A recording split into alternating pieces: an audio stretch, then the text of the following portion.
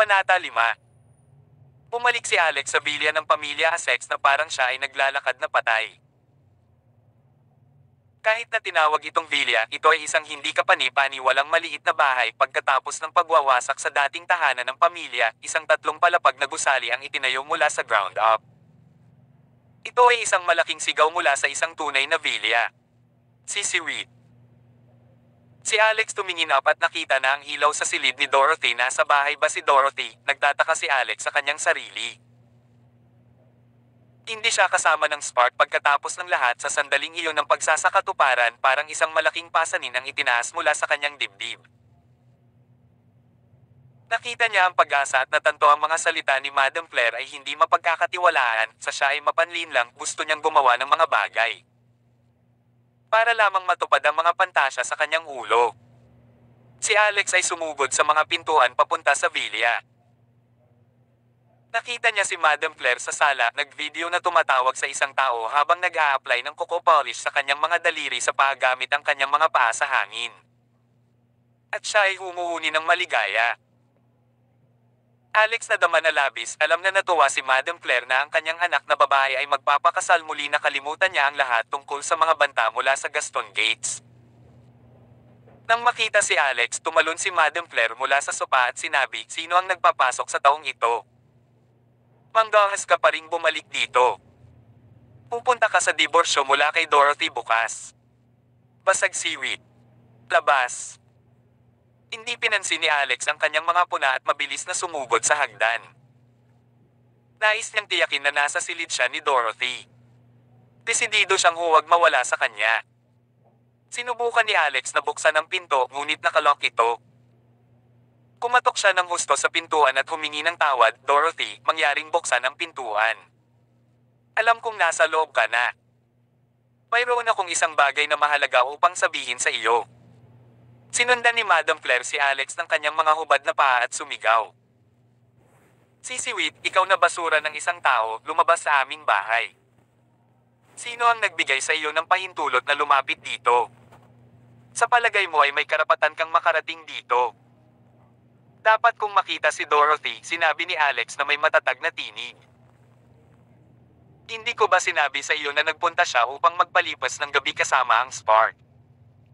Baka buntis siya sa kanyang anak. Itigil ang pagiging isang pasanin sa aking anak na babae at aming pamilya. Kung pipigilan mo ang aking anak na babae mula sa pagpapakasal sa Spark, sasaktan kita," sinabi ni Madam Claire. Pumisi si Alex. Kung alam ng kanyang snobbish na biyena na mayroon siyang $10 bilyong sa bangko at isang imperyong dolyar na imperyo, ano ang mararamdaman niya? Gayunpaman, napagpasyahan niya na hindi ito ang tamang oras upang maihayag ito sa kanya. Sa paglaon, ipapaalam niya sa kanya ang kanyang bagong yaman at impluwensya. Bigla, nakabukas ang pintuan sa silid ni Dorothy. Nasa pintuan si Dorothy at sinabi, "Nanay, maaari mo bang sarhan ang iyong bibig? Kahit na wala kang kahihiyan, ginagawa ko. Sino ang bumubugol ng gabi kasama ang Spark? Hindi pa ako hiwalayan. Kung kumalat ang salita, paano ako makakaharap sa kahit sino?" Habang nagsasalita siya, dahan-dahang lumabas siya sa loob ng silid. Tumingin siya kay Alex nang hindi nagpapakita ng anumang emosyon sa kanyang mukha. Mabilis na nag-interject si Madam Claire nang makita niyang hindi nabigo si Dorothy. "Sinasabi ko lang sa kanya na susuko siya at hindi na ulit kami mag-abala." Natuwa si Alex na malaman na hindi siya huli. Sa pamamagitan ng isang ngiti sa kanyang mukha, tiniyak niya kay Dorothy, "Darling, natutuwa ako na hindi ka nagpalipas ng gabi kasama ang Spark." Napuno siya ng pag-asa. Para siyang isang bagong-bagong tao na may kapangyarihan na protektahan ang mga mahal niya. Naiisip ni Alex sa kanyang sarili, "Aking mahal na Dorothy. Hindi mo ako binigyan ng labis at nagtitiis ng labis para sa akin sa nakaraang 10 buwan. Maaari kang umasa sa akin sa nalalabi nating buhay." Hindi nauunawaan ang kahulugan sa likod ng ngiti ni Alex, nadama ni Dorothy na nabigo at nagagalit. Paano siya nakangiti pagkatapos ng kung ano ang naganap? Nawala ba talaga ang isip niya? Galit niyang sinabi, "Ano ang iyong ngiti? Kahit na hindi ako kasama niya ngayon, baka bukas ako. Masaya ka ba tungkol doon?" Nagbago agad ang ekspresyon sa mukha ni Alex. Umiling-iling siya at sinabi, hindi iyon ang ibig kong sabihin. Gusto ko lang ipaalam sa iyo na hindi ako ang dati kong naging. Inaamin ko na nawala ako sa aking sarili sa nakaraang 10 buwan. Sa ngayon, kailangan kong humingi ng tawad at salamat din sa hindi pagsuko sa akin. Sa wakas, maaari akong tumayo sa aking sariling 2 paa at maprotektahan kita. Ang gasto na iyon mula sa 1,000 miles conglomerate ay wala sa harap ko. Ihihiganti kita. Mula ngayon, walang mang-aabuso sa iyo. Sissy Reed. Tulad ng masigasig na pagsasalita ni Alex, sinampal siya ni Madam Claire. Nag-hallucinating ka ba? Tinanong si Madam Claire, patay ka ba sa utak? Dapat ay nawala ka na. Bakit hindi mo lang sinabi sa amin na nagmamayari ka ng libo-libong miles conglomerate? Lumabas ka sa aming tahanan ngayon bago mo ikalat ang iyong pagkahumaling sa paligid dito. Sinulyapan ni Alex si Madam Claire. Nais niyang sabihin sa kanya na siya talaga ang may-ari ng libo-libong miles conglomerate ng masama. Gayunpaman, kahit na sinabi niya ito, walang maniniwala sa kanya tulad ng naisip ni Dorothy na siya ay baliw nang sabihin niya sa kanya na mayroon siyang 10 bilyong dolyar. Mahirap talaga para sa sinuman kahit na sa kanyang sarili na maniwala na totoo ito. Huminga siya ng malalim at sinabi, Dorothy, bigyan mo lang ako ng 1 araw. Tiwala sa akin. Maaari kong alagaan ang lahat. Ako. Natagpuan ko ang isang matandang kaibigan ng aking ama na handang tulungan ako. Ang kalahating milyong dolyar na ibinigay mo sa akin, galing ba ito sa Spark? Babayaran ko siya ngayon. Tumalikod si Alex at nais na maghanap para sa Spark matapos ang kanyang pangungusap. Hold on. Sinabi ni Dorothy, huwag pumunta. Sumagot si Alex, Dorothy, humihiling ako sa iyo, magtiwala ka lang sa akin ng 1 beses. Huwag sumang-ayon sa panukala ni Spark. 1 araw ang kailangan ko. Patunayan ko ito sa iyo. Kung nabigo ako, sasang-ayon ako sa isang diborsyo. Hindi ko kailangan ng kalahating milyong dolyar mula sa Spark. Si Dorothy lang ang tumingin sa kanya ng stoically. Pakiramdam niya ay ibang tao siya. Pamantong hininga siya at sinabi, hindi ko kinuha ang pera mula sa Spark. Ibinente ko ang aking singsing sa kasal para sa pera. Ano ang sinabi mo?